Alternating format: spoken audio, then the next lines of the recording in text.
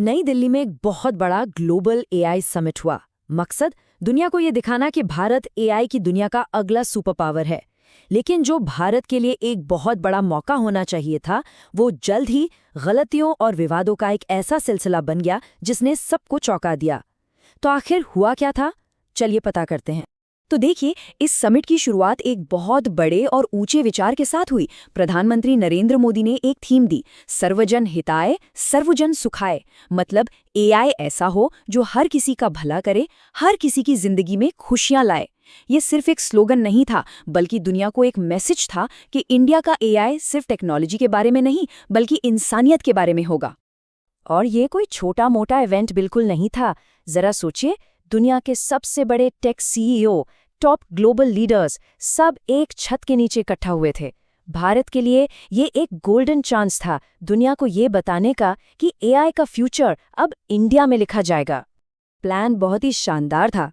Theme तो थी ही सबका भला, लेकिन इसे ट्रिपल पी के फॉर्मूले से भी जोड़ा गया, यानी प्रोग्रेस, पीपल और प्लैनेट।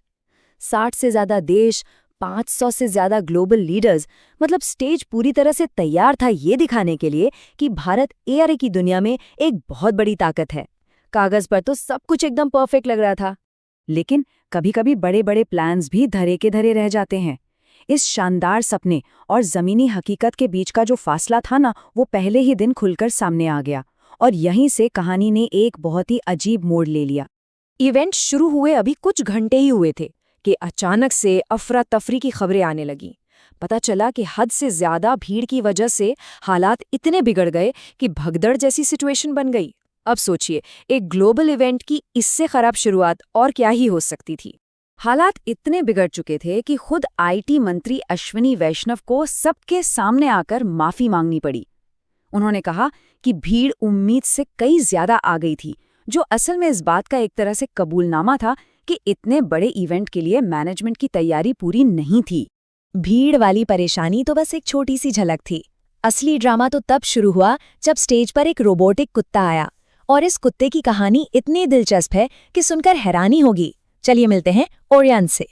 तो समिट में गलगोटियाज यूनिवर्सिटी ने बड़े गर्व से एक बड़ा ही कमाल का रोबोटिक डॉग पेश किया, जिसका नाम रखा गया ओरायन। दावा ये किया गया कि ये पूरी तरह से मेड इन इंडिया है, जिसे यूनिवर्सिटी के ही होनहार स्टूडेंट्स की टीम ने बनाया है।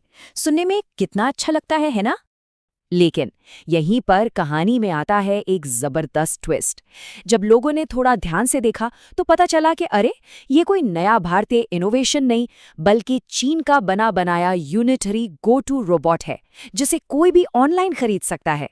और सबसे मजेदार बात, उस रोबोट पर उसका मॉडल नंबर 02 साफ साफ लिखा हुआ था। चलिए, एक यूनिवर्सिटी की गलती मान भी लें, लेकिन कहानी यहीं पर खत्म नहीं हुई।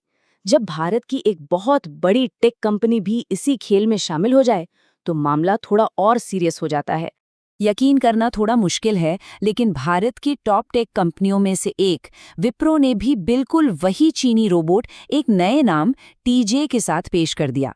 हालांकि उन्होंने सीधे सीधे ये दावा नहीं किया कि इसे उन्होंने बनाया है, पर उसे पेश कुछ इस तरह से किया गया जैसे वो भी कोई नई इंडियन टेक्नोलॉजी हो। मतलब एक ही रोबोट, दो अलग अलग भारतीय नाम। और ये रोबोट वाला मामला तो बस शुरुआत थी। इसके बाद तो जैसे मुश्किलों की झड़ी ही लग गई।